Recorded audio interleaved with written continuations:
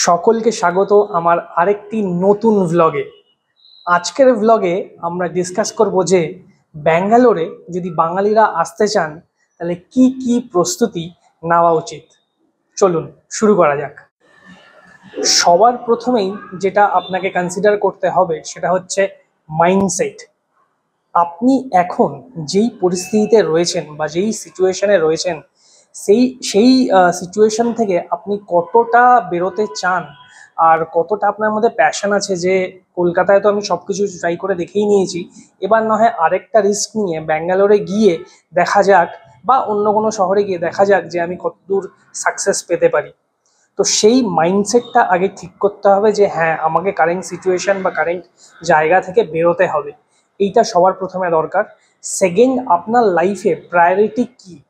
আপনি কি ফিনান্সিয়াল কন্ডিশনে ভুগছেন বা যেই টাকাটা আপনি কলকাতাতে কামাচ্ছেন সেই টাকাতে কি সংসার বা আপনার ইচ্ছাগুলো পূরণ হচ্ছে না? যদি এর অ্যান্সার হয় যে না, তবে অবশ্যই আমি বলবো যে একবার অ্যাটলিস্ট ব্যাঙ্গালোরে এসে ট্রাই করে দেখুন। আশা করছি নিরাশ হবেন না। তো সবার প্রথমে হচ্ছে মাইন্ডসেট। মাইন্ডসেটের মধ্যে দরকার আপনার দৃঢ় প্রতিজ্ঞা যে আমি আমার কারেন্ট সিচুয়েশন থেকে বেরোতে চাই, আর আপনার লাইফে প্রায়োরিটি কী। এই দুটো জিনিস যখন শর্ট হয়ে যাবে, আপনার মাইন্ডসেটটা ক্লিয়ার থাকবে যে হ্যাঁ, আমি কলকাতা ছাড়তে চাই, then you go head and think about moving to a different city which is Bangalore. এরপর যে জিনিসটা আপনাকে কনসিডার করতে হবে সেটা হচ্ছে যে আপনাকে দেখতে হবে যে ব্যাঙ্গালোরে কি আপনি অলরেডি কোনো জবে অ্যাপ্লাই করে দিয়েছেন আর আপনার কাছে হাতে অফার লেটার আছে উইথ জয়নিং ডেট। যদি সেটার আনসার হয় ইয়েস, মানে আপনার কাছে জব আছে, আপনি জাস্ট কলকাতা থেকে ফ্লাইট বা ট্রেন ধরে যাবেন আর অফিসে গিয়ে জয়েন করবেন, যদি এরকম সিচুয়েশন হয় তাহলে আমি বলবো যে পকেটে অ্যাটলিস্ট 15 থেকে 20 হাজার টাকা রাখুন। কেন রাখুন? কারণ আপনি প্রথমে যাবেন, গিয়ে আমি বলবো অফিসের কাছাকাছি 1 কিলোমিটারের মধ্যেই একটা পিজি দেখুন। প্রথমে গিয়ে পিজিতে উঠুন, যদি রেন্টেড ফ্ল্যাট না নিতে পারেন। কারণ আপনারা আমাকে অনেক সময় বিভিন্ন ভিডিওতে কমেন্ট করে জিজ্ঞেস করেন যে কোনো ভালো পিজির কি নাম্বার দেওয়া যাবে। দেখুন, পিজির নাম্বার তো আমি দিতেই পারি, বাট আপনার অফিস কোথায়, আপনি অফিস থেকে কতটা দূরে থাকতে চান, কিরকম টাইপের পিজি চান, আমি যেই নাম্বারগুলো দেবো সেটা হয়তো আমার আশেপাশের পিজির নাম্বার দেবো। সেইখানে হয়তো ভ্যাকেন্সি নাও থাকতে পারে, কারণ পিজি সবসময় ফাঁকা থাকে না, আপনার সেগুলো নাও পছন্দ হতে পারে। তাই আপনি আসুন, আপনি এসে অফিসের কাছাকাছি দেখুন যে আপনার কিরকম পিজি পছন্দের, সেইখানে আদৌ পিজিগুলো খালি আছে কিনা, মানে রুম খালি আছে কিনা, সেটাও একটা ফ্যাক্টর। সেটা তো আমি বাইরে থেকে বুঝতে পারবো না, সেটা আপনাকে গিয়ে পিজি ওনার যে আছে তার সাথে কথা বলে বুঝতে হবে। কোনো কোনো সময় এরকম হয় যে আপনারা ধরুন কলকাতা থেকে ব্যাঙ্গালোর এলেন মাসের শেষে বা মাসের হয়তো প্রথমে, তখন পিজি ওনারের সাথে গিয়ে কথা বললেন, যেই পিজিটা আপনার পছন্দ হলো, তো পিজি ওনারা বলে যে এত তারিখে ঘর খালি হবে বা এত তারিখে এই একটা বেড খালি আছে, এরকমভাবে ওরা বলে। তো সেটা আপনাকে এসে আপনার লোকেশন, যেই লোকেশনে অফিস, সেখানে এসে কথা বলতে হবে। আমার সাজেশন অলওয়েজ যে আপনি ব্যাঙ্গালোর আসুন, সে চাকরি থাকুক আপনার কাছে বা না থাকুক হাতে, একটা হোটেলে একদিন থাকুন, পরের দিনকে ওই হোটেলে লাগেজ রেখে আপনার যেই চত্বরে চাই রুম, সেই চত্বর পুরো ঘুরে মিনিমাম 20 থেকে 25টা পিজিতে কথা বলুন, দেখুন কোনটা কি পছন্দ হয়, তারপরে পিজি ফাইনাল করুন। এবার আমি 15 থেকে 20 হাজার টাকা কেন বললাম, যদিও আপনার কাছে জব আছে, গিয়ে আপনি জয়েন করবেন। কারণ আপনি যখন ব্যাঙ্গালোর আসছেন, আপনার আমি ধরে নিলাম যে একদম মাসের শুরুতে আসছেন, তো সেই মাসটা আপনাকে কাটাতে হবে। তো সেই মাসটা খরচা চালানোর জন্য পিজিতে কি হয়, রেন্টেড ফ্ল্যাটের মতো অত ডিপোজিট চায় না। পিজিতে জেনারেলি 2 থেকে 3 হাজার টাকা ডিপোজিট চায়, আর 1 মাসের যে রেন্ট মানে পিজির যে ভাড়াটা, সেটা 1 মাসেরটা একদম মাসের শুরুতে দিতে হয়। মানে আপনি ধরুন জানুয়ারিতে আসছেন, জানুয়ারি পুরো মাসটা থাকবেন, তারপরে ফিস দেবেন না। জানুয়ারিতে থাকার আগেই জানুয়ারি 1 তারিখে জানুয়ারির ফিসটা আপনি দিয়ে দেবেন। তো এইভাবে অ্যাডভান্সে নেয় ওরা। তো আপনি যদি 3 শেয়ারিংয়ে থাকেন, মাথায় রাখবেন যে 6.5 থেকে 7.5 হাজারের মধ্যে পিজি টু পিজি ভ্যারি করে। কোনো পিজি 6.5 নেয়, কোনো পিজি 7.5 বা 7 হাজার নেয়, কোনো পিজি 7,200 300 এরকমও নেয়। তো যদি 3 শেয়ারিং আপনি পিজিতে থাকতে পারেন, মানে একটা রুমে 3 জন থাকবে, তো সেই ক্ষেত্রে মাথায় রাখবেন যে 6.5 থেকে 7.5 হাজার টাকা আমার খরচা হতে পারে। যদি 2 শেয়ারিংয়ে থাকেন তাহলে 8.5 থেকে 9.5-এর একটা বাজেট রাখবেন। আর যদি সিঙ্গেল শেয়ারিং, মানে একটা রুমে আপনি একাই থাকবেন, সেই ক্ষেত্রে 10 থেকে 12 হাজার টাকার মতো লাগে এখানে। ঠিক আছে? তো সেই ক্ষেত্রে খাওয়া দাওয়াগুলো সবকিছুই 3 বেলা আছে কিনা, 2 বেলা আছে কিনা, খাবার দিচ্ছে কিনা, সেগুলো আপনারা দেখে নেবেন। এই হচ্ছে যদি আপনার কাছে জব হাতে থাকে। এবার হচ্ছে জব যদি হাতে না থাকে তাহলে কি করবেন সেটা আমি বলছি আপনাদের। সেই ক্ষেত্রে আপনি হয়তো 1 মাস করলেন, 1 মাস করে দেখা গেল যে স্যালারি নিয়ে আপনার ছাড়তে হলো জবটা। কেন? কেন কি আপনার কোম্পানিটা পোষাচ্ছে না, বা কোম্পানির ভেতরে যে ওয়ার্ক কালচার রয়েছে সেই এনভায়রনমেন্ট বা ওয়ার্ক কালচারটা ভালো না, কলিগসরা ভালো না, তো সেই ক্ষেত্রে হয়তো আপনি জবটা সুইচ করতে চাইছেন। তখন টাকা কোথা থেকে আসবে? তো মোটামুটি যদি 30 থেকে 50 হাজার টাকার মতো নিয়ে আসেন বাড়ি থেকে, কলকাতা থেকে, তাহলে কি মানে ব্যাঙ্গালোর জব যদি আমার চলে যায় তখন কি হবে, এই ভয়টা থাকবে না। তো আমি সেফটির জন্য বলবো, যারা জব না নিয়ে ব্যাঙ্গালোর আসছেন, অ্যাটলিস্ট 30 থেকে 50 হাজার টাকা পকেটে নিয়ে তারপরেই আসুন। পকেটে নিয়ে মানে পকেটে নিয়ে না, মানে ব্যাংকে যেন থাকে আর কি আপনার কাছে। তাহলে কি হবে যে অ্যাটলিস্ট 1-2 মাস আপনি আপনার পছন্দের মতো জবের জন্য ট্রাই করতে পারবেন, পিজির ভাড়াগুলো দিতে পারবেন, নিজের একটা চালানোর ব্যাপার আছে, খাওয়া দাওয়া আছে, একটু টুকটাক এদিক ওদিক যাওয়া আছে, তো সেই জিনিসগুলো আপনি ম্যানেজ করতে পারবেন। তো যদি কারোর কাছে জব না থাকে, মিনিমাম 30 থেকে 50 হাজার টাকা নিয়ে আসুন। কারণ আমি যদি ধরি 3 মাসও আপনি পিজিতে থাকবেন টু শেয়ারিং, তাহলে এবার 8 থেকে 8.5 আর 9,000 করেই ধরুন, 9,000 × 3 মানে 3 9 7 হাজার টাকা তো পিজিতেই দিয়ে দিতে হবে। তারপরে আবার নিজের খাওয়া খরচা, নিজের একটা চালানোর ব্যাপার আছে, তো ওখানেও মানে মোটামুটি 15-20 হাজার টাকা যাবে। আর যদি একবারই ভালো জব পেয়ে যান প্রথমবারই তাহলে তো কোনো কথাই নেই, তাহলে তো ওই টাকাটা বেঁচে গেল আপনার। তো এই হচ্ছে সেকেন্ড পয়েন্ট, যে যদি জব থাকে তাহলে আপনি কি করবেন, হাতে যদি জব থাকে উইথ জয়নিং ডেট, আর যদি জব না থাকে তাহলে আপনি কি করবেন। আচ্ছা, আমি 15 থেকে 20 হাজার টাকা কেন বললাম যদি আপনার হাতে জব থাকে? সেই ক্ষেত্রে কি হবে, আপনাকে 30টা দিন কাটাতে হবে। 30টা দিনে অফিস যাতায়াত করবেন, যদি অফিসে ক্যাব দেয় তো ভালো, ক্যাবের কোনো টাকা পয়সা লাগে না। বাট যদি নিজেকে ট্রাভেল করতে হয় সেটার একটা খরচা আছে।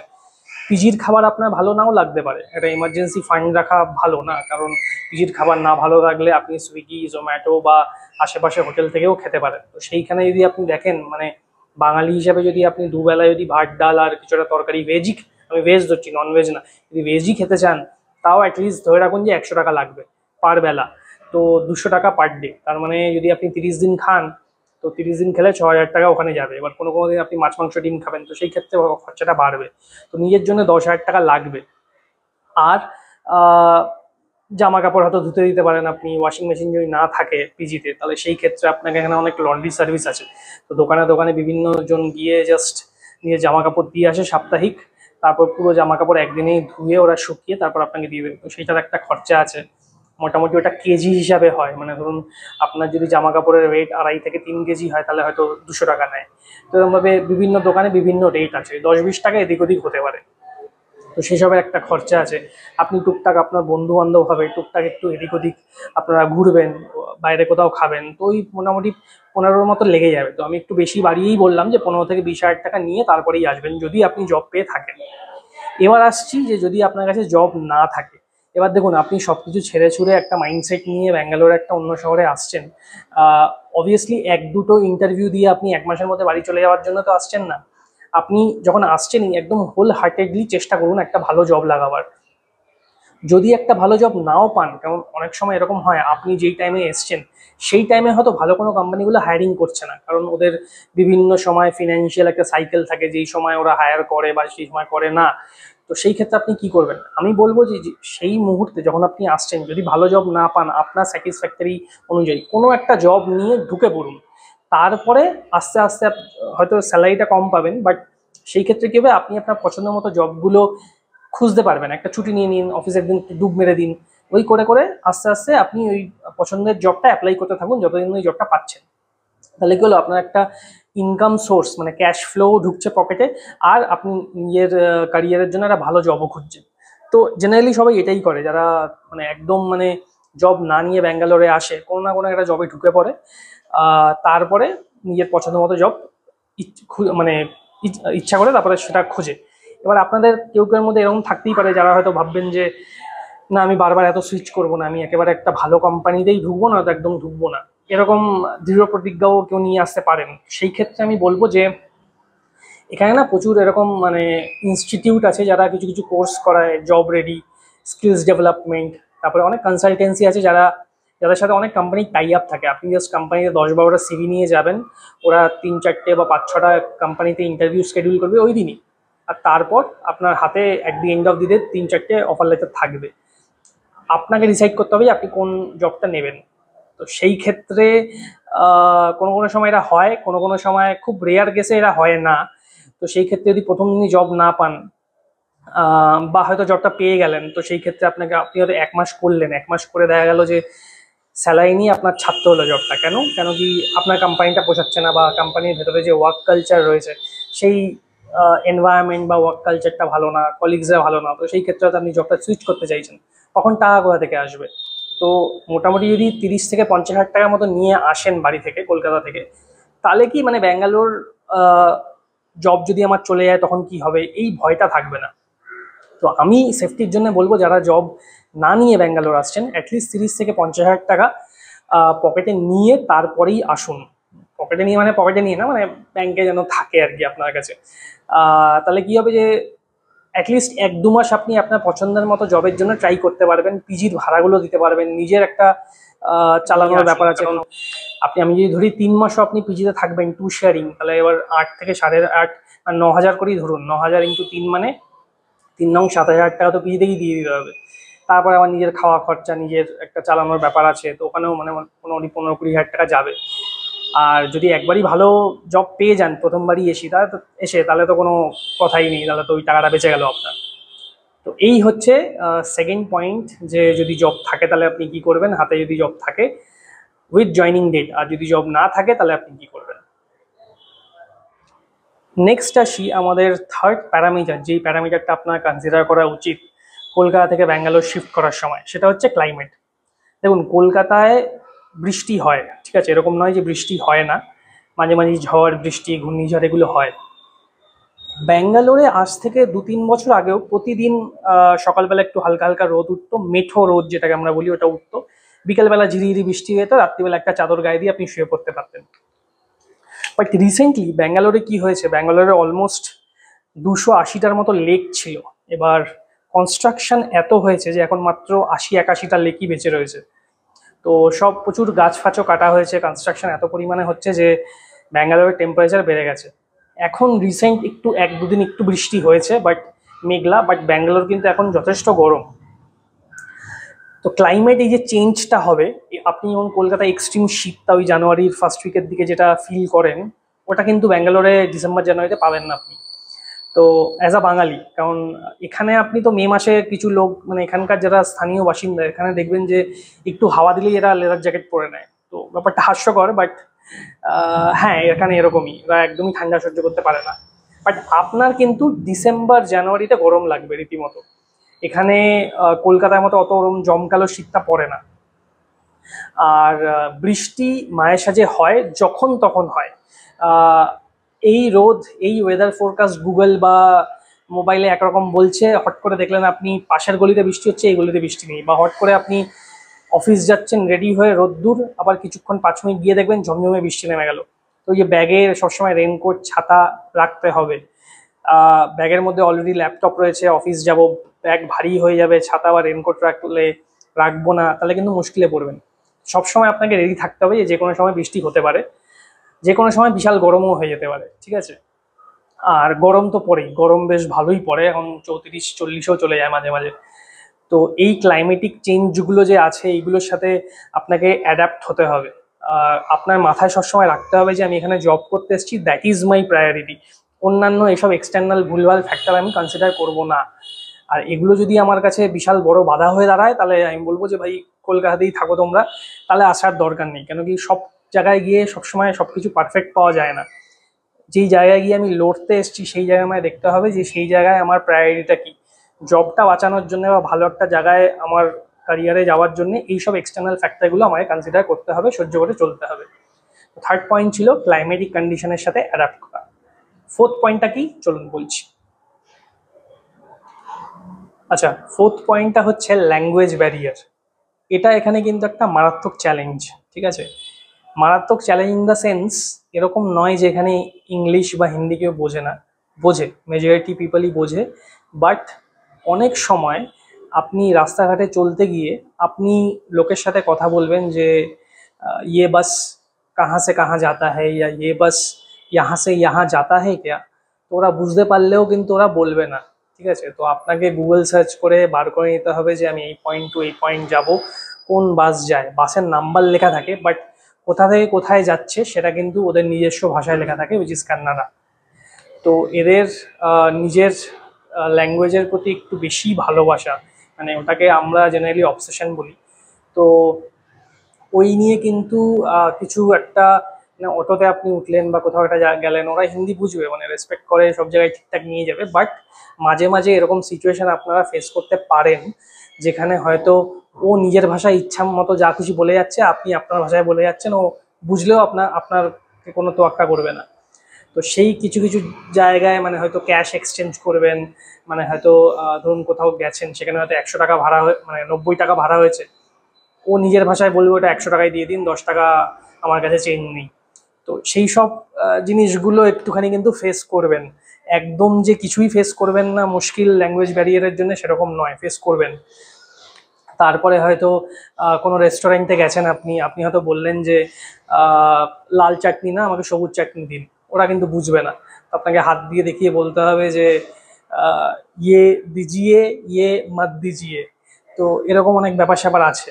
তো যত থাকবেন আপনারা বিভিন্ন জায়গায় যাবেন ব্যাঙ্গালোরের মধ্যে, এই জিনিসগুলো আপনারা বুঝতে পারবেন। বাট খুব বেশি প্রবলেম হবে না। কিছু কিছু জায়গায় প্রথম প্রথম হয়তো একটু অসুবিধা হবে, তারপরে ওটার সাথে অ্যাডজাস্ট করে যাবেন। এখানে মেজর চ্যালেঞ্জটা অ্যাজ আ বাঙালি যারা আপনি আসবেন কলকাতা থেকে, সেটা হচ্ছে যে আমি পার্সোনালি সাজেস্ট করবো কারোর সাথে ঝামেলা করবেন না। যদি ঝামেলা করেন, পুলিশ বা কর্তৃপক্ষ যেখানে আপনি ঝামেলা করছেন, সবাই কি হয় মানে আহ, এদের ফরেই কথা বলে। তো আপনাকে কেউ সাপোর্ট করবেন, কারণ ওদেরকেও ব্যবসা চালাতে হবে, ওটা ওদের নিজেদের পাবলিক। তো ওখানে মাথা নিচু করেই, মানে একটু ভদ্রভাবে ভদ্রতা বলেই আপনাকে পাশ কাটিয়ে বেরিয়ে বেরিয়ে আসতে হবে যদি আপনি বাঁচতে চান। নয়তো কি হবে, এরা আননেসারি ঝামেলা করবে আপনাকে, মানে সবার সামনে গালিগালাজ করবে, প্রেস্টিজ চলে যাবে আপনার। তো ওই ব্যাপারটা একটুখানি মাথা ঠান্ডা করে ওই সময় ওই সব সিচুয়েশনগুলো মাথা ঠান্ডা করে ওখান থেকে বেরিয়ে আসবেন। তো এই হচ্ছে ল্যাঙ্গুয়েজ ব্যারিয়ারের একটা প্রবলেম। বাট বেশিরভাগ জায়গায় হিন্দি ইংলিশ বোঝে, এরকম নয়, বাট কোনো কোনো সময় আপনি ফেস করবেন। তো সেটার জন্য আপনাকে প্রস্তুত থাকতে হবে কিন্তু। এটা একটা ছিল 4th number point, language barrier, যেটার জন্য আপনাকে রেডি থাকতে হবে ব্যাঙ্গালোরে আসার আগে। আচ্ছা, 5th পয়েন্টটা হচ্ছে কালচারাল ডিফারেন্সেস। কালচারাল ডিফারেন্সেসের মধ্যে মেজরলি দুটো সেকশন পড়ে, একটা হচ্ছে ফুড আর একটা হচ্ছে ফেস্টিভ্যাল। তো ফুডের ব্যাপারে প্রথমে বলি। ফুডের ক্ষেত্রে কিন্তু যারা আপনারা এসে এখানে পিজিতে থাকবেন, বেশিরভাগ পিজি, বাঙালি পিজি খুব কম, ঠিক আছে, মানে হাজারে হয়তো একটা পাবেন। বাট বেশিরভাগ ক্ষেত্রে আপনি সাউথ ইন্ডিয়ান পিজি পাবেন, আর কিছু কিছু জায়গায় মানে মোটামুটি পাবেন কম্পারেটিভলি, সেটা হচ্ছে নর্থ ইন্ডিয়ান ফুডওয়ালা পিজি। তো লেখা থাকে ওখানে, মানে পিজিতে যখনই আপনি ঢুকবেন, সাউথ ইন্ডিয়ান ফুড বা কেরালা ফুড বা নর্থ ইন্ডিয়ান ফুড, এগুলো লেখা থাকে। তো যেগুলোতে নর্থ ইন্ডিয়ান ফুড থাকবে, আমার সাজেশন যাদের সাউথ ইন্ডিয়ান রোজ রোজ খেতে প্রবলেম আছে, তারা ওই সব পিজিগুলো খুঁজুন। তো জেনারেলি কি হয়, ফুডের ব্যাপারে আসি এবার, কালচারাল ডিফারেন্সটা কিরকম। সেটা হচ্ছে যে ওরা না সব কিছুতে একটা রাইসের একটা ব্যাটার থাকে। মানে ধরুন সন্ধ্যাবেলা আপনি চপ খেতে বেরোবেন, ওখানে কিন্তু বেসনে আলু, বেসন দিয়ে মেখে চপ এসব পাবেন না ওখানে। ওখানে ওরা ওই লঙ্কার মধ্যেই রাইসের ব্যাটার মাখে, আলুর মধ্যেই রাইসের একটা ব্যাটার করে মেখে ওটাকে ভাজে।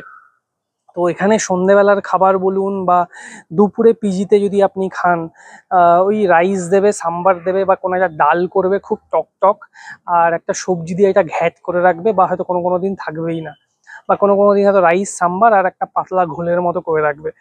তো এইগুলোর সাথে একটু প্রথম প্রথম মানে অ্যাডজাস্ট করতে হবে, নয়তো কিন্তু সমস্যা আছে। আর যদি আপনার কাছে টাকা থাকে তাহলে আপনার বাইরেও খেতে পারেন, কোনো অসুবিধা নেই। সেই ক্ষেত্রে যদি আপনারা প্রথমে এসে রেন্টেড কোনো ফ্ল্যাটে ওঠেন, মানে আপনি রেন্ট দেবেন, ডিপোজিট কিন্তু এখানে খুব হাই, ঠিক আছে, মানে 60-70 হাজার টাকা ধরে রাখুন। তো ওই জন্য আমি ফার্স্টেই ওরা সাজেস্ট করছি না। আপনারা যদি নিজে রান্না করে খেতে পারেন তাহলে কোনো ব্যাপার না, কিন্তু পিজিতে জেনারেলি রান্না অ্যালাউ করে না, ঠিক আছে। বেশিরভাগ মানে 90% পিজিতে তো অ্যালাউ করবেই না, কারণ ঘরের মধ্যে ইন্ডাকশন, মাইক্রো, এই রাইস কুকার, এগুলো জ্বালাতে দেবে না, কারণ ওদের একটা ইলেকট্রিসিটি বিলের একটা ব্যাপার আছে। তো যাই হোক, যদি নিজে রান্না না করে খেতে পারেন তো সেই ক্ষেত্রে আইদার বাইরে কোনো বাঙালি হোটেল পাবেন। মোটামুটি বাঙালি হোটেল মোটামুটি পাওয়া যায়, বাট ওই প্রাইস খুব হাই, মানে সেই ক্ষেত্রে আপনার একবেলা খেতে 100 থেকে 150 টাকা পড়ে যাবে আর কি। আহ, এখানে পিজিতে জেনারেলি যেটা বললাম আর কি, রাইস সাম্বার টকটক কিছু একটা দেবে। রাত্রিবেলাও রুটি থাকে, এরা রুটি আর চাপাটি, রুটিরই ইংলিশ চাপাটি, বাট রুটিকে আলাদাভাবে চাপাটিকে আলাদাভাবে, যাই হোক। তো রাত্রিবেলা রুটি থাকে, রুটির সাথে ওই দুপুরেই যেটা করেছে সেটা থাকে, বা হয়তো আরেকটা অন্য কিছু সবজি করে দেবে। তো এই ব্যাপারগুলো একটু মাথায় রাখতে হবে। আর যদি বাইরে কোথাও খেতে চান, বাঙালি হোটেল আছে, কোনো অসুবিধা হবে না, মাছ ফাছ পাওয়া যায়, বাট দামটা একটু হাই।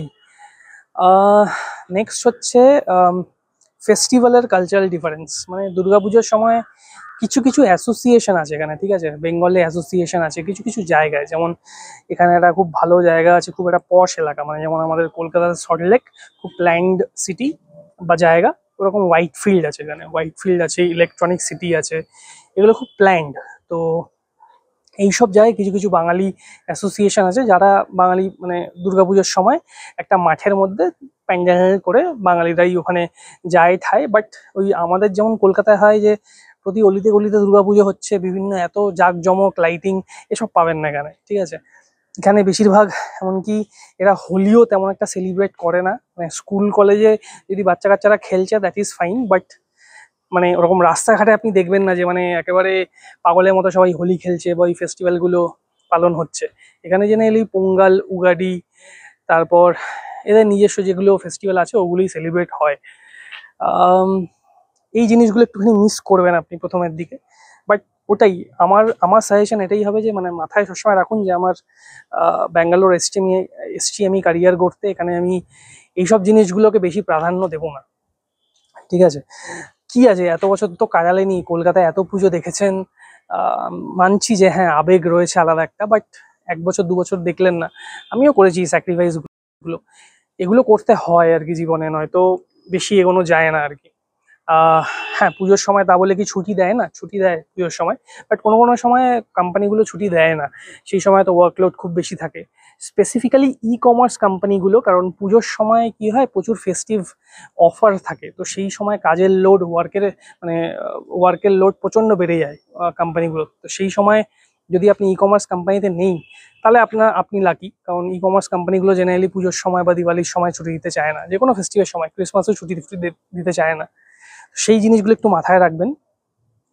তো এই হচ্ছে দুটো ব্যাপার যেখানে আপনি একটু সমস্যা ফেস করতে পারেন, বা আপনাকে মেন্টালি প্রিপেয়ার হয়ে আসতে হবে, যে cultural differences regarding food and festival. Next topic যেটা আমরা ডিসকাস করব সেটা হচ্ছে cost of living in Bangalore. চলুন আপনাদেরকে একটা আইডিয়া দিই যে ব্যাঙ্গালোরে থাকতে কিরকম খরচা পড়ে। প্রথমে বলি পিজির, তারপরে আমি বলছি যদি আপনি রেন্টেড ফ্ল্যাট নেন তাহলে কিরকম খরচা পড়বে। প্রথমেই বলি, যদি আপনি ধরুন পিজি নেন, আমি ধরে রাখলাম যে একটু ঠিকঠাকভাবে থাকবেন, তো সেই ক্ষেত্রে আপনার পড়বে, সেই ক্ষেত্রে আপনার টু শেয়ারিং যদি আপনি নেন, টু শেয়ারিং এর ক্ষেত্রে 8,500 থেকে 9,000 টাকা ধরুন, 8,500 থেকে 9,000 টাকা পুরোপুরি আপনি দিয়ে দিলেন।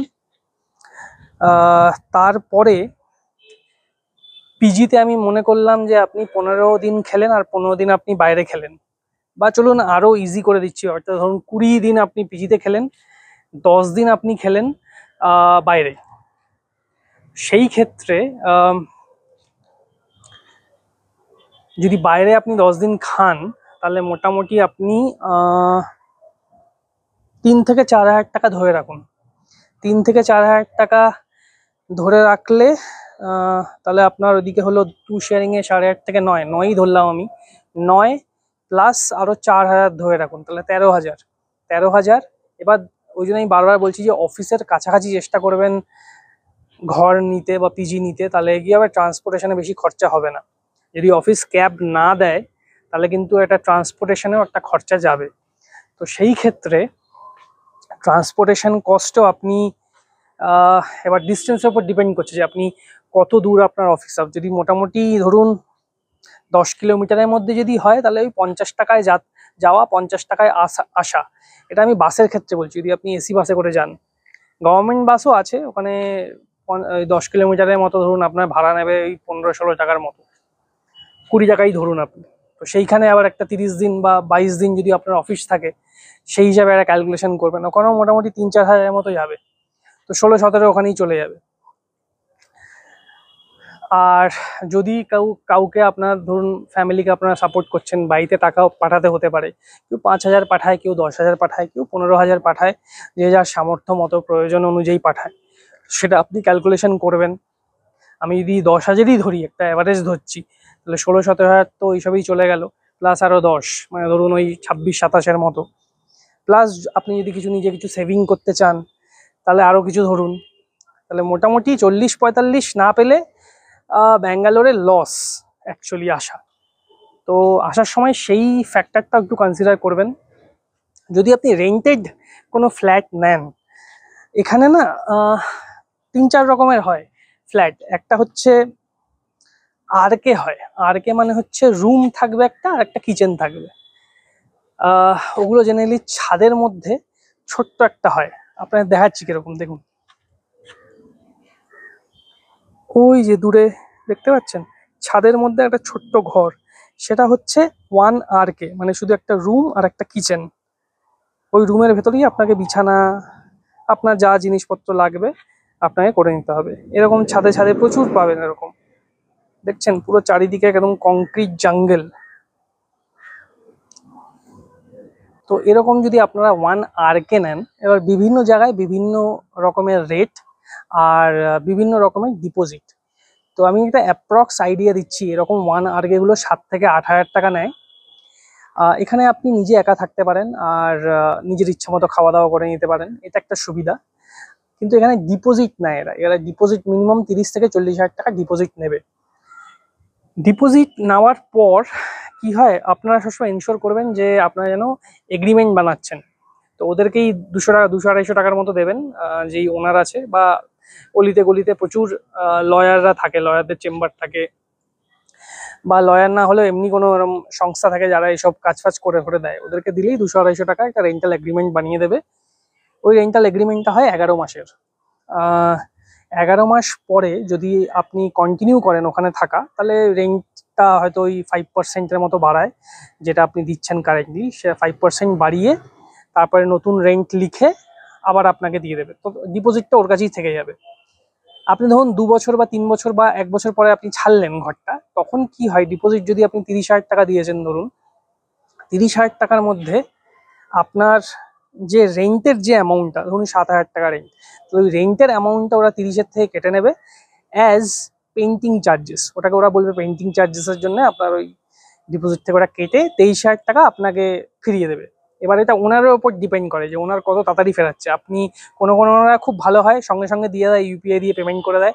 কোনো ওনার কি হয়, ঘোরায়, মানে ওরা একটু চায় যে 2 বছর পুরো হোক বা 1 বছর পুরো হোক, ওরা ওটাই থোক অ্যামাউন্টটাকে ফিক্সড ডিপোজিট করে রেখে দেয়, ওটা ম্যাচিওর হয়, ওখান থেকে একটা ইন্টারেস্ট নেয়, তারপরে আপনাকে টাকাটা দেবে। তো এইসবও চলে এখানে। এবার আসি 1 BHK, মানে হচ্ছে 1 বেডরুম হল কিচেন, এটা একটু মোটামুটি বড়, 450-400 স্কোয়ার ফিট বা 500 স্কোয়ার ফিটের যদি হয়। এখানে আগে রেন্ট মোটামুটি 9-10ও আপনি পেতেন, বাট এখন কি হয়েছে, মানে ব্যাঙ্গালোরের যেহেতু কোভিড সব শেষ হয়ে গেছে, এখন সবাই আবার ব্যাঙ্গালোরে এসছে, ওয়ার্ক ফ্রম হোমের ব্যাপারটা কমে গেছে, এখন RTO হয়ে গেছে, মানে রিটার্ন টু অফিস। তো ওই জন্য এখন রেন্টও একটু বেড়ে গেছে। এখন 1 BHK মিনিমাম নিতে গেলে, ছোট নিতে গেলেই 12-13 হাজারের মতো পড়বে। আর যদি একটু ফার্নিশড নিতে চান আপনি, একটু বড়, একটু হাঁটাচলা করা যাবে, 500-550 বা 600 স্কোয়ার ফিটে 1 BHK, সেই ক্ষেত্রে আপনার 17-18 হাজার টাকা পড়ে যাবে। ওই ক্ষেত্রে ডিপোজিট হয় 70 থেকে 80 হাজার টাকা, কোনো ক্ষেত্রে 1 লাখ বা 1.5 লাখ অব্দিও চলে যায়। তো টাকা এখানে জেনারেলি মার যায় না, ওই পেন্টিং চার্জটা কেটে তারপরে আপনি যবে ছাড়বেন সেটা ওরা ফেরত দিয়ে দেয়। বাট এগ্রিমেন্টটা কিন্তু করবেন, এগ্রিমেন্টটা মাস্ট, ওটা আপনার সিকিউরিটির জন্যই, ঠিক আছে? যদি ওনার না করতে চায়, আপনি ফোর্স করবেন যে না, আই নিড দ্য এগ্রিমেন্ট, ওরা করিয়ে দেয়, খুব একটা ঝামেলা করে না। এবার আসি 2 BHK। আচ্ছা, 1 BHK আরেকটা কথা বলি, 1 BHK যদি আপনাদের মনে হয় যে হ্যাঁ, একার পক্ষে 16-17 হাজার টাকা দেওয়া খুব কঠিন ব্যাপার প্রথমেই, সেই ক্ষেত্রে আপনারা যদি মানে কলেজ থেকে পাস আউট করে যারা আসবে তোমরা, বা যদি কেউ এক্সপিরিয়েন্স, কেউ 2-3 জন পুরোনো অফিস থেকে যদি কলিগরা এসে 2-3 জন মিলে যদি থাকা যায়, তাহলে কিন্তু ব্যাপারটা একটু সস্তা হয়ে যায়। যদি 15,000 টাকাও ভাড়া হয়, এক একজনের 5,000 টাকা করে পড়ছে। তো সেটাও এখানে অনেকে করে। অনেকে এখানে 2 বিএইচকে নেয়। 2 বিএইচকে এর ভাড়া মোটামুটি ধরুন 20 থেকে 23-25,000 এরম হয়। 2 বিএইচকে তে 2টো রুম পাবেন, হল কিচেন। সিমিলারলি 3 বিএইচকে তে হয়, ওই রেটগুলো তখন উপরের দিকে যেতে থাকবে। সো অনেকে কি হয়, এরকম ফ্ল্যাটগুলো নেয় আর 3-4 জন 5 জন মিলে থাকে। তো সেই ক্ষেত্রে একজনের ওই 5-6 হাজার টাকা করে পড়ে। তো সুবিধা আর কি, নিজের ইচ্ছা মতো যেতে পারে, নিজের ইচ্ছা মতো বন্ধু বান্ধব আনতে পারে। পিজিতে তো সবাই সব পিজি অ্যালাউ করে না, বন্ধু বান্ধব ঢোকানো বা বাবা মাকে ঢোকানো বা কোনো রিলেটিভ এলে ঢোকানো। নিজে আলাদা থাকলে কি ওই সব ফ্যাসিলিটি গুলো পাওয়া যায়। ব্যাঙ্গালোরে কো লিভিং বলে একটা কালচার আছে, ঠিক আছে? তো মানে যদি কেউ কাপল আসো তোমরা এখানে, কাপলরা এসেও থাকতে পারে। এখানে অত ওইসব দেখা থাকে না যে ম্যারিড কি আনম্যারিড, ভ্যালিড আইডি প্রুফ দিলেই ঘরে থাকতে দেয়। আর কো লিভিং এর যে ব্যাপারটা, সেটা রেন্টেড 1 বিএইচকে ফ্ল্যাট বা 2 বিএইচকে বা 1 আরকে নিয়েও কাপলরা থাকতে পারে, ম্যারিড হোক আনম্যারিড হোক থাকতে দেয়। আর আরেকটা সিস্টেম আছে এখানে না, পিজির মতোই কো লিভিং স্পেস হয়, মানে পুরো বিল্ডিংটাতেই রুম করে দেওয়া আছে। ওই রুমের মধ্যে আইদার বয়ফ্রেন্ড গার্লফ্রেন্ড থাকতে পারে একসাথে, বা একটা ফ্লোরে হয়তো 4টে রুম আছে, 2টো রুমে ছেলে আছে, 2টো রুমে মেয়ে আছে, এইভাবেও থাকে এখানে। এখানে অত ওরকম ভাবে মানে অর্থোডক্স ভাবে ভাবে না জিনিসটা লোকেরা। তো এখানে থাকে আর কি, ছেলে মেয়ে একসাথেই থাকে, ওটা কোনো অসুবিধা হয় না। এই হচ্ছে ব্যাপার যে কিভাবে আপনি আপনার কস্ট অফ লিভিংটা হবে। এখানে গ্রসারি যখন আপনারা শপিং করবেন না, তো জিনিসপত্রের দাম কিন্তু একটু বেশি, সবজি কলকাতার থেকে একটু বেশি। আর এখানে যেমন আমরা দরদাম করি না, মানে বাজারে গিয়ে কলকাতায় ধরুন কোনো একটা জিনিসের দাম 20 টাকা 1 কিলো, আমরা ওটাকে বলি 18 টাকা, ও দিয়ে দেয়। এখানে ওই ব্যাপারগুলো চলে না, কেন মানে ফিক্সড রেট, মানে বেশি দরদাম করতে পারবেন না। তা আমাদের লোকাল নয় তো, আমরা তো লোকালরা আরোই দেবে না আর কি, উল্টারা ওরা লোকালদের থেকে কম নেয়, আমাদের থেকে আরো মানে যারা আউটসাইড থেকে এসছে তারা দেখে বুঝে যায়, ওরা ও আউটসাইডার্স থেকে বেশি নেয়। তো এইসব জিনিসগুলোও রয়েছে। তো এই মোটামুটি খরচা মোটামুটি একটু বেশি, একটু মানে আপনারা যদি ভাবেন যে ফিক্সড আমি 10,000 টাকাই নিজের পেছনে সবকিছু নিয়ে খরচা করবো, দ্যাট ইজ নট পসিবল। কিছু না কিছু ভাবে চলে যাবে, আইদার আপনার জুতো ফেটে যাবে, বা কিছু জামা কাপড় ছিঁড়ে যাবে, অফিস যেতে হবে, আবার ভালো ড্রেস লাগবে, তো খরচা হবে এখানে। মানে ফিক্সড কিছু আপনি ধরে রাখতে পারবেন না। ওই জন্য either multiple source of income চাই, নয়তো একটু বেশি স্যালারি চাই। আর ব্যাঙ্গালোরে না মানে এই 40-45 হাজারের যে স্যালারিটা, এটা খুব কমন। মানে কলকাতায় অত তো পাওয়া যায় না। কলকাতায় যেমন 20,000 একটা স্ট্যান্ডার্ড, 15 থেকে 20,000, এখানে এরকম 40-45টা খুব স্ট্যান্ডার্ড স্যালারি, মানে সবাই পায় আর কি। এই হচ্ছে পয়েন্ট, যে কস্ট অফ লিভিংটা কিরকম, মোটামুটি কিরকম আপনি একটা মেন্টাল প্রিপারেশন নিয়ে আসবেন। নেক্সট আমরা যেই টপিকটার ওপর আলোকপাত করব সেটা হচ্ছে জব অপরচুনিটিস আর ওয়ার্ক লাইফ ব্যালেন্স। ব্যাঙ্গালোরে জব কালচার বা জব অপরচুনিটিটা মানে কলকাতার তুলনায় অনেকটা বেটার। এখানে মাঝে মাঝে মনে হয়, যখন আপনি দিনের পর দিন এই শহরে থাকবেন, তখন ব্যাপারগুলো না আপনি আস্তে আস্তে রিয়েলাইজ করবেন, যে মাঝে মাঝে মনে হবে যে ব্যাঙ্গালোর শহরটায় হয়তো লোকের থেকে কোম্পানি বেশি, প্রচুর স্টার্ট আপ, প্রচুর এমএনসি। শুধু এই টাইপের কোম্পানি না, এমনকি হেলথ কেয়ার সেক্টরেও জবের ফেসিলিটি বলুন, জবের অপরচুনিটি বলুন, শুধু টেকনিক্যাল বা সফটওয়্যার ইঞ্জিনিয়ারদের জন্য নয় শহরটা, শহরটা কিন্তু সবার জন্য। মানে আপনি সব রকমের কাজ পাবেন এখানে। এক এক করে আমি পরে ডিসকাস করবো অন্যান্য ভিডিওতে, যে কি কি টাইপের টেকনিক্যাল নন টেকনিক্যাল জবস আপনারা পেতে পারেন। তো আমার চ্যানেলটা প্লিজ ফলো করবেন। বেশ ভালো মতো রিসার্চ করে তারপরে আমি ভিডিও বানাই, নিজের লাইফ এক্সপিরিয়েন্সকেও অ্যাড করি ওখানে। তো লাইক কমেন্ট শেয়ার অবশ্যই করবেন, তাহলে একটু আমাদের মোটিভেশন পাই আমরা। নেক্সট হচ্ছে হ্যাঁ, যেটা বলছিলাম, তো জব অপরচুনিটি। তো এখানে না প্রচুর কনসালটেন্সি আছে, মানে বিভিন্ন রকমের জব দেওয়ার জন্য। আপনাদের কাছ থেকে একটা পয়সাও তারা নেবে না, ইনফ্যাক্ট পয়সা নেওয়া তাদের বারণ। তারা কি করে, তাদের সাথে বিভিন্ন কোম্পানি টাই আপ হয়। যেই টাই আপ হয়, এটা তাদের রেসপন্সিবিলিটি যে আপনাকে তারা ব্রাশ করে মানে ব্রাশ করিয়ে স্কিলস ডেভেলপ করিয়ে, সেটা হয়তো যদি তারা মনে করে যে আপনাদের ট্রেনিং দরকার তো ট্রেনিং দেবে, যদি মনে হয় না আপনার অলরেডি ওই সেই স্কিলগুলো আছে, টুকটাক একটা ছোট্ট একটা ফর্মালিটির মতো একটা ইন্টারভিউ নেয়, নিয়ে প্লেস করে দেয়। বা তাতে তাদের লাভ কি? লাভ এটা যে তারা ম্যান পাওয়ার সাপ্লাই করছে ইন্ডাস্ট্রিতে, আর কোম্পানি সেই কনসালটেন্সিগুলোতে টাকা দেয়, আপনার পকেট থেকে একটা টাকাও যাবে না। তো সেই দিক থেকে নিশ্চিন্ত থাকতে পারেন। যদি কোনো ডাউট থাকে সেই আপনি কনসালটেন্সিতে জিজ্ঞেস করে নিতে পারেন যে আমার কোনো টাকা লাগবে না তো, দিতে হবে না তো, একদম পরিষ্কারভাবে জিজ্ঞেস করে নেবেন, ওরাই আপনাকে বলে দেবে। তো এরকম প্রচুর কনসালটেন্সি আছে বিভিন্ন জবের, সেই কনসালটেন্সিগুলোতে যাবেন, 10-12টা সিভি নিয়ে একটা না একটা জব লেগে যাবেই। আমি বলবো প্রথমে যদি 40-45-এর নাও লাগে, যদি 30-35 বা 25 থেকে 30-এরও লাগে ফ্রেশার হিসাবে, নিয়ে নেবেন। নিয়ে তারপরে নিজের পছন্দ মতো আস্তে আস্তে জব খুঁজবেন। ওয়ার্ক লাইফ ব্যালেন্স, দেখুন ব্যাঙ্গালোর এখন না এটা মানে গ্লোবাল শহরের মতো হয়ে গেছে। তো মানে এখানে প্রচুর কোম্পানি আছে, প্রচুর বিদেশি কোম্পানি আসে। এবার বিদেশি কোম্পানি আসে মানেই জব অপরচুনিটি বেশি আছে। এবার যেহেতু জব অপরচুনিটি বেশি আছে, তো কাজও বিদেশি কোম্পানিগুলো প্রচুর দেয়, বিভিন্ন প্রজেক্টস দেয়। সেই প্রজেক্টগুলো বিদেশি কোম্পানি যেই দেশ থেকে এসছে কোম্পানিগুলো, বা যেই দেশের কোম্পানি, তারা তাদের টাইম অনুযায়ী কাজ করবে। তো তাই জন্য বিভিন্ন শিফটে কাজ হয়। তো আপনাকে যথেষ্ট ফ্লেক্সিবল থাকতে হবে ইনিশিয়ালি ক্যারিয়ারের শুরুতে, যে আমি সব রকমের শিফট করব না, নাইট শিফট করব না, ইভিনিং শিফট করব না, এটা করলে আমার ওটা হয়ে যাবে, এটা করলে আমি ওই কাজটা করব কিভাবে, এটা করলে আমার শরীরই হয়ে যাবে। আমরা প্রচুর মানে আমি তো সব রকমের শিফট করেছি, ঠিক আছে, মানে যে কোনো টাইমে আমাকে যা রেখেছে কোম্পানি আমি চুপচাপ করে গেছি, just two gain experience, knowledge. তো সেই ব্যাপারগুলো একটু ফ্লেক্সিবল থাকবেন। মানে দেখুন লাইফে সব কিছু একবারে পাওয়া যায় না, কিছু কিছু স্যাক্রিফাইস করতে হয়।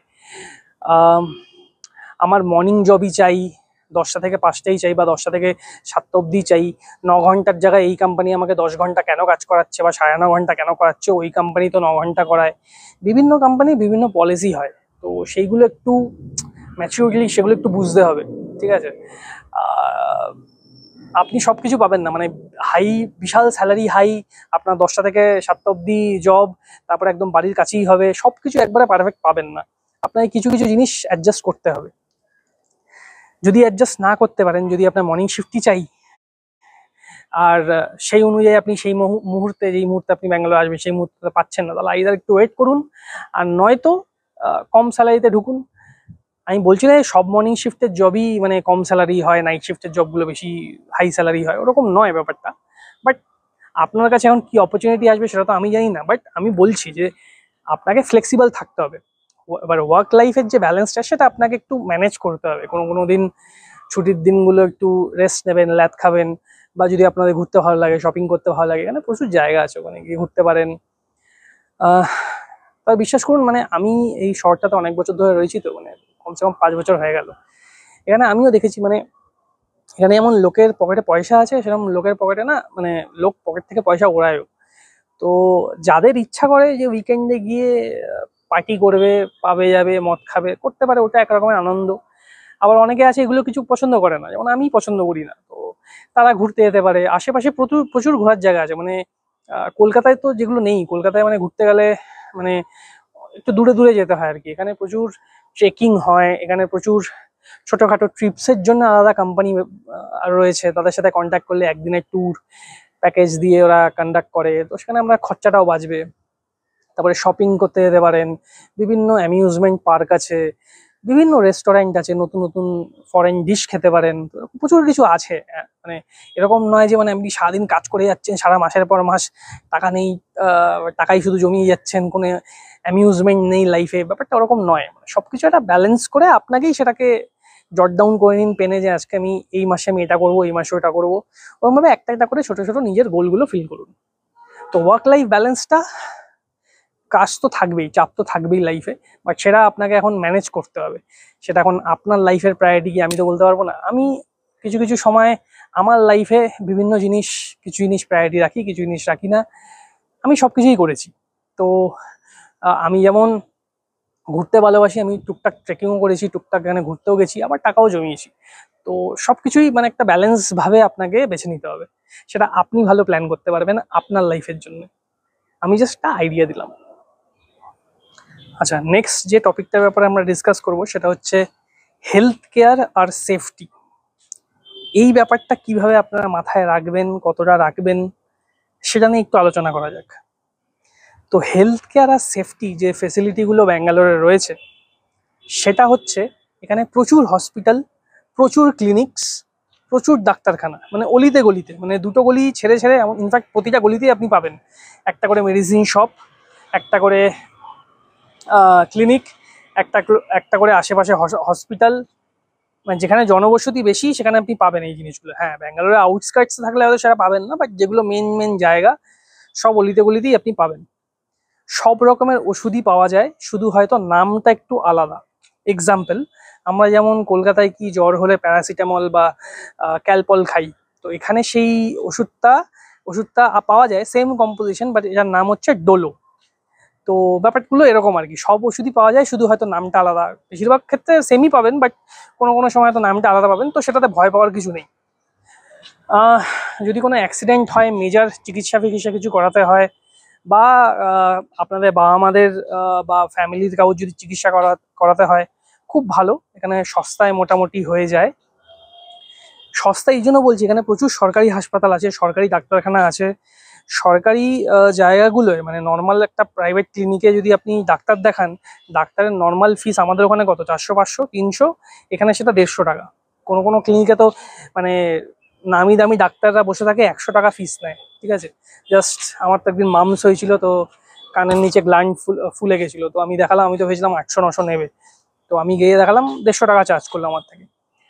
আর এমনি যদি প্রাইভেট বড় বড় হাসপাতালে দেখান, যেগুলো মানে ফ্যান্সি স্টাফ, মানে মানিপালে দেখাচ্ছেন, বা মানে আমাদের ওখানে মানে আমরি আছে, এখানেও অ্যাপোলো আছে, অ্যাপোলোতে দেখাচ্ছেন, তো সেই সব জায়গায় তো মানে খরচা আপনার মানে জলের মতো টাকা বইবে।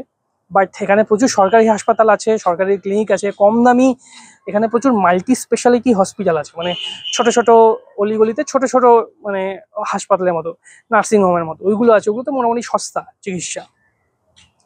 তো এরকম কিছু ব্যাপার নেই, ভয়ের কোনো ব্যাপার নেই যে আমার যদি বড় কিছু একটা হয়ে যায় তখন আমি কোথায় চিকিৎসা করাবো।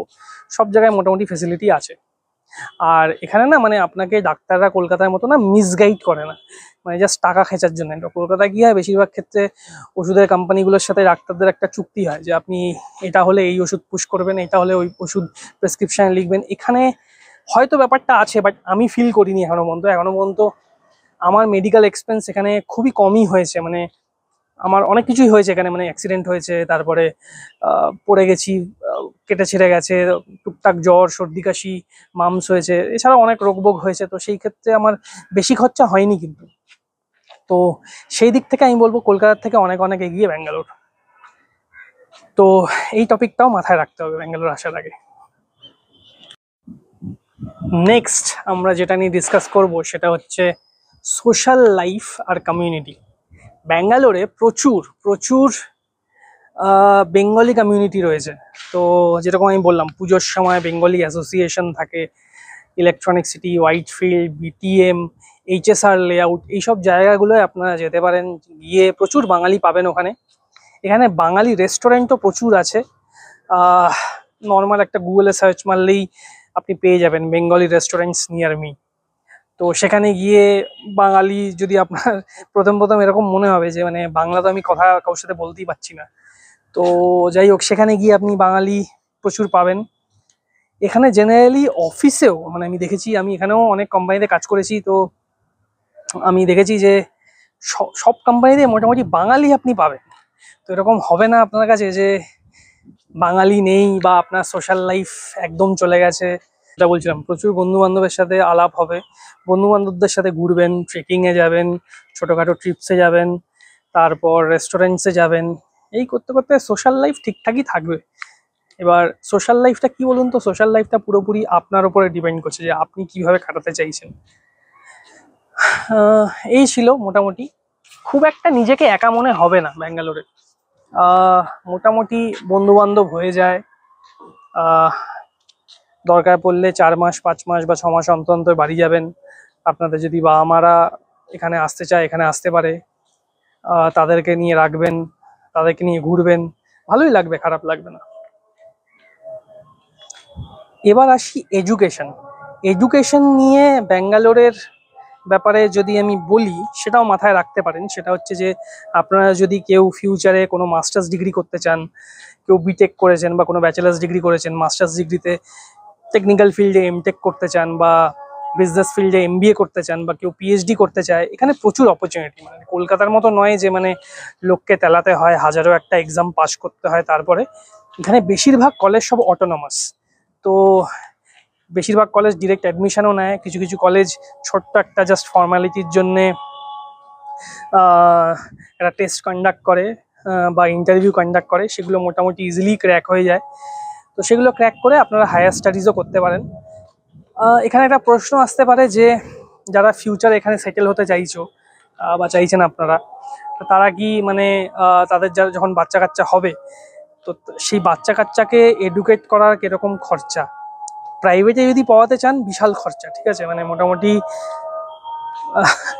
মাসে 40-50 হাজার টাকা বেরিয়ে যাবে, সব কিছু নিয়ে আমি বলছি। এখানে স্কুলের ফিজও প্রচণ্ড হাই প্রাইভেট, বাট এখানে একটা ভালো জিনিস হচ্ছে এখানেও প্রচুর সরকারি স্কুল আছে, সরকারি কলেজ আছে। সেগুলোতে যদি আপনি পড়ান, খরচা প্রচণ্ড কম, মানে ওই মাসে 100 টাকা স্কুল ফিস যদি আপনি সরকারি স্কুলে পড়ান। তো সেই অপশানও রয়েছে আপনার কাছে। এরকম নয় যে মানে আপনি সার্ভাইভই করতে পারবেন না বাচ্চা কাচ্চা হলে, এরকম নয়। ডিপেন্ড করছে আপনি কি ডিসিশন নিচ্ছেন আপনার বাচ্চার জন্য। প্রাইভেট মানেই যে সেটা ভালো হবে এরকম কোনো ব্যাপার নেই, কিন্তু সরকারি থেকেও পড়ে অনেকে অনেক ভালো জায়গায় যাচ্ছে। তো এই হচ্ছে এডুকেশনের সিনারিও। এটার ব্যাপারেও ডিটেল আমি একটা ভিডিও বানাবো, যে কোথায় কি কোর্স পড়ানো হয়, কত কিরকম রকমের কোর্স হয়, কত বছরের হয়, কিরকম ফিস, সেটার ব্যাপারে বলবো। বাট এটা জাস্ট একটা আইডিয়া দেওয়ার জন্য আমি বললাম আর কি। Last but not the least, legal আর ডকুমেন্টেশন। এই টপিকটার উপরে আপনাদের কিছু ইনফরমেশন থাকা উচিত।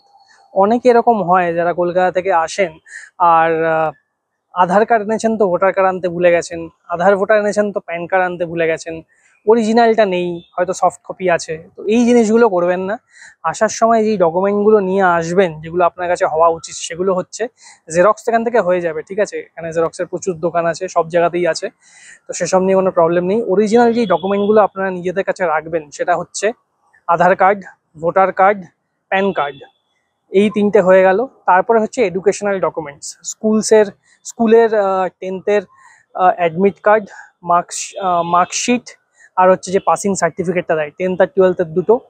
যারা গ্র্যাজুয়েশন করেছেন প্রতিটা সেমিস্টারের মার্কশিট, ডিগ্রি সার্টিফিকেট, মাস্টার্স করলে মাস্টার্সের ক্ষেত্রেও সেম, এই ব্যাস। আর যারা মানে অন্যান্য ক্যাটাগরিতে পড়েন, যেমন ধরুন SC ST, সেই কাস্টের সার্টিফিকেটটা, এই কিছু টুকটাক জিনিসগুলো নিজের কাছে সবসময় রাখবেন। আর হ্যাঁ, ব্যাংকের যার যেরকম ব্যাংকে অ্যাকাউন্ট আছে, সেটা কারেন্ট অ্যাকাউন্ট হোক বা সেভিংস অ্যাকাউন্টই হোক, ব্যাংকের ডকুমেন্টগুলো মানে পাসবই, ATM card, debit card, credit card, passbook, chequebook, এই জিনিসগুলো নিজের কাছে রাখবেন।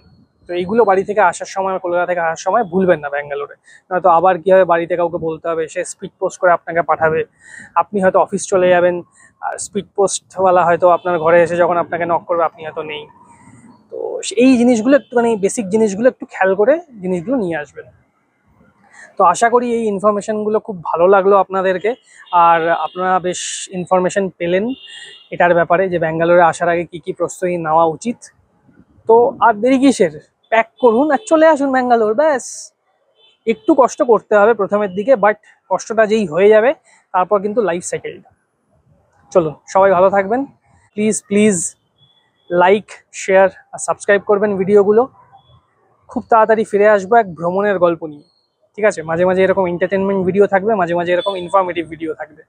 চলুন, সবাই ভালো থাকবেন আর ভ্রমণ করবেন। টাটা।